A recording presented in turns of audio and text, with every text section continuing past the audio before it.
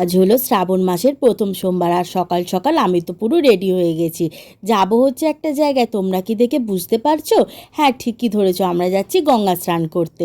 আর এদিকে তো আমরা বেরিয়ে পড়েছি। তো আমি ছোটবেলা থেকে শিবরাত্রি আর এই শ্রাবণ মাসে প্রতি সোমবারে বাবার মাথায় খুব নিষ্ঠা ভরে আমি জল ঢালতাম। যত বুঝতাম না বাড়িতে করছে, আমিও করে নিতাম। আর এই যে দুটো বাচ্চাকে দেখছো, এতটা শান্ত বাচ্চা আমি সত্যি এখনকার দিনে আর দেখতেই পাই না। এরা ভীষণ শান্ত।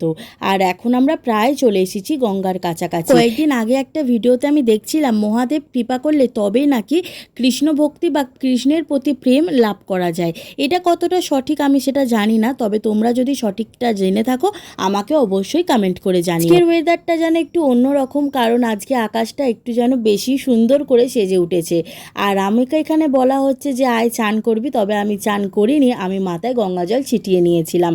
আর ওই যে দেখছো দূরে একটা জাহাজ ভেসে যাচ্ছে, আমার যাওয়া মানে একটাই কাজ, আমি জাহাজের ছবি তুলবো আর ভিডিও করবো। দিন যা রোদ উঠেছিল, আমার অবস্থা তো পুরো খারাপ হয়ে যাচ্ছিল ওখানে দাঁড়িয়ে দাঁড়িয়ে। আর এখানে বাপি সমস্ত ঘটিগুলোতে জল ভরে নিচ্ছে, কারণ এই ঘটির জলই আমরা চারিদিকে বাবার মাথায় ঢালবো। সবার চান কমপ্লিট হয়ে যাওয়ার পর ওখানে একটা শিব মন্দির ছিল, সেখানে জল ঢেলে নিয়েছি। পর আমরা কোথায় যাচ্ছি সেটা তোমাদের নেক্সট ভিডিওতে শেয়ার করবো। তাহলে চলো আজকের মতন এটুকুই।